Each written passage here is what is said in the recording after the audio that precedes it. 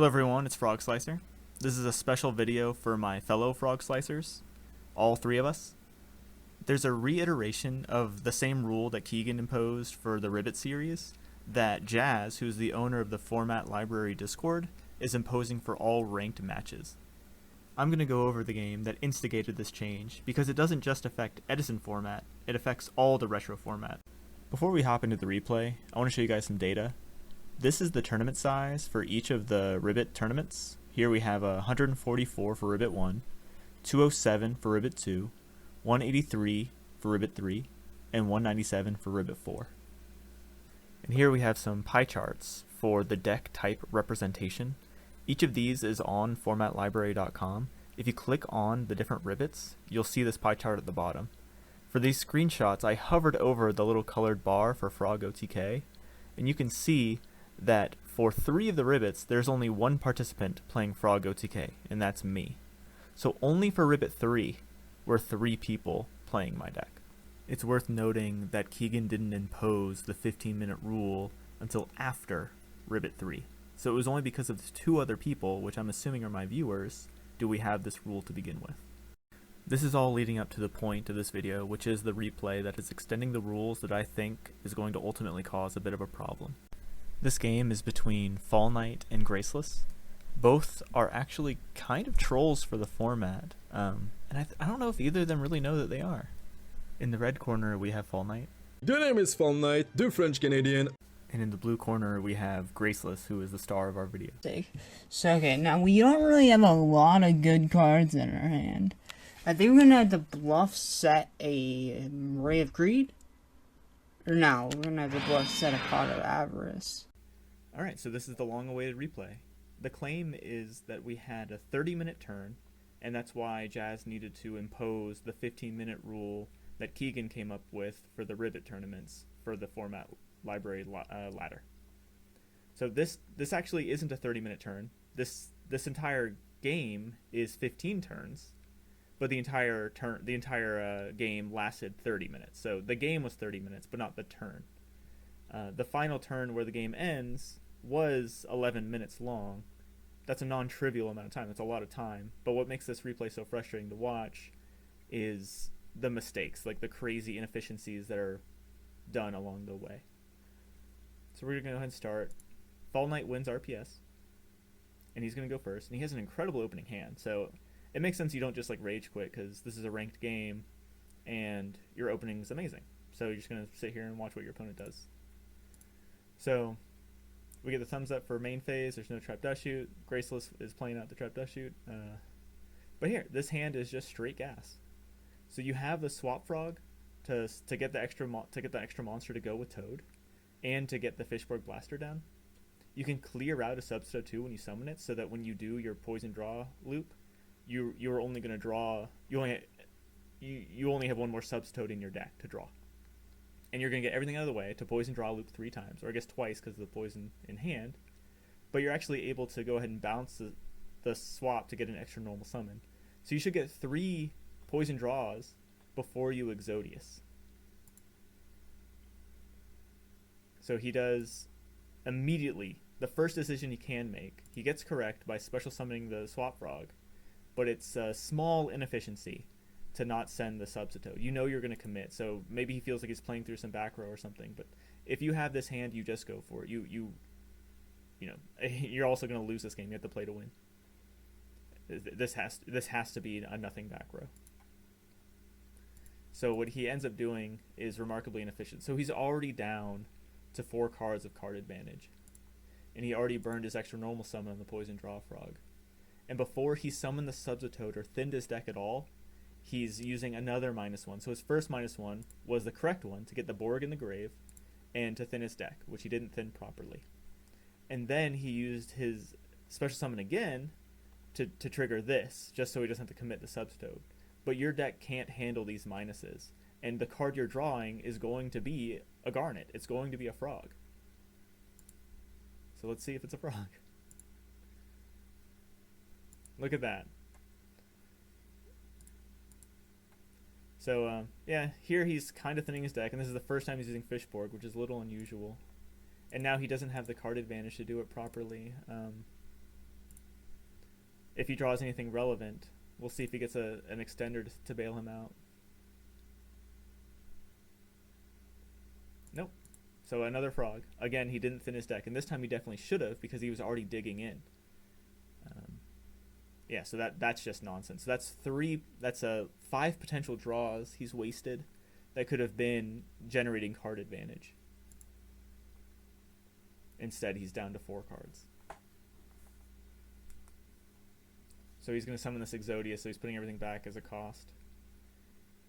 And let's see if he does this. Poison draw.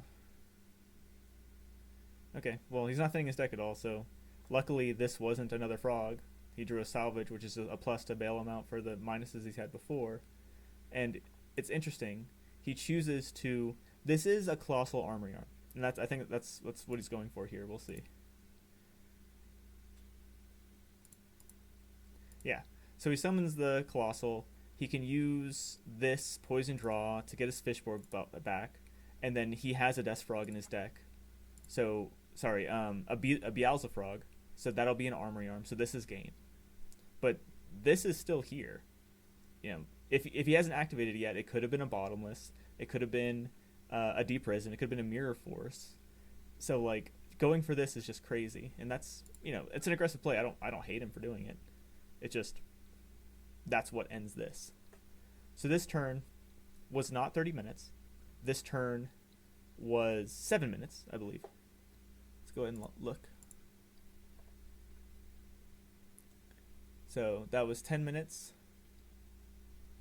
And his turn started on 1:30. So a 9-minute turn to do this. That's pretty slow. It's pretty inefficient. I'm fast forwarding through it, but it's something to be salty about. And here, what is he going to do? He's going to end on just a soft dupe block after thinning his deck. So he definitely had it, and he could have drawn through his deck in such a way that he got the Heavy Storm and could have done Colossal Armory Arm that way. That would have been fine. Or he can do what he's actually going to attempt to do, which I don't necessarily agree with.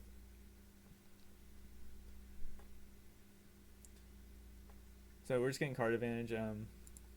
That was weird. Just salvage for the poison draw for nothing.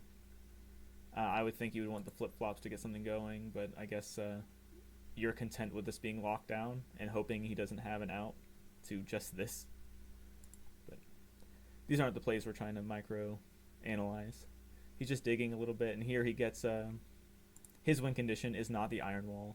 It's the Witch Doctor of Sparta. I think this is inferior. I'll make a whole other video about it maybe. But it gets blasted by the Strap Dust Shoot.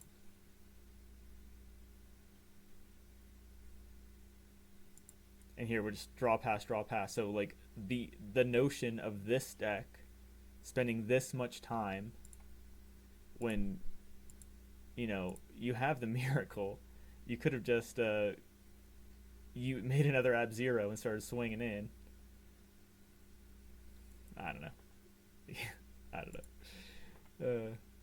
But yeah, so it's just draw pass, draw pass, draw pass, and this guy eventually, for all that crazy minusing he did, he eventually gets bailed out with this Pot of Avarice, or with this Exodius. And he's just gonna attempt to dig through his deck for... And here he actually kind of does it properly. He thins his deck, not all the frogs, because I'm pretty sure he still draws one here. Yeah, he still draws a Beelzefrog frog, so he didn't thin all the frogs, but he still gets the Pot of Avarice, so it was like a pseudo attempt at doing it properly. And then, hey, he gets his Witch Doctor back, and now he has plenty of card advantage. But hey, this is the Torrential Tribute back here, and the only reason he hasn't activated it so far is because what has this board done this entire time? You know, he doesn't need to activate this Torrential Tribute because he has this big solid board until he actually threatens him with the Witch Doctor that Fall Knight has already seen. So we're watching Graceless, you know, jump through hoops to make something happen. And this is the neat trick. This is how you make the Ancient Fairy Dragon. Use its effect to summon it. And if you had your battle phase, you could have baited this Torrential Tribute. You could have used one of these Unifrogs you had to put back to get rid of this. But because you're using the Ancient Fairy Dragon, you couldn't do it, and then that's the end of the game. Yeah, see, he admitted defeat. So knowing that this was his win condition, and knowing that this torrential would wipe his own board and what he would refund some frogs, Fall Knight just waited. And that was correct. It was heads up play for the inevitable overcommitment. So this game, this entire duel took 30 minutes, 15 turns of draw pass, basically just a shit show. So the point of this whole video is don't be like Graceless. If you're going to play this deck, you can practice alone. I have probably over 1,000 solo hands against non-humans just learning the interactions of my deck.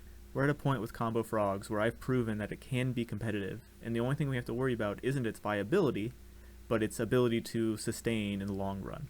And if you come to tournaments not knowing how to play this deck, people will find a way to get it banned, to get it soft banned, or worse, quit the format. And whether you're playing this with friends for casual games, or doing ranked ladder, don't waste yours and others' time. It's not meaningful practice if you're making bad decisions. But I've said my piece on that, so if you guys have any replays of someone playing this deck against you wrong, I'm happy to roast them. Thanks, guys.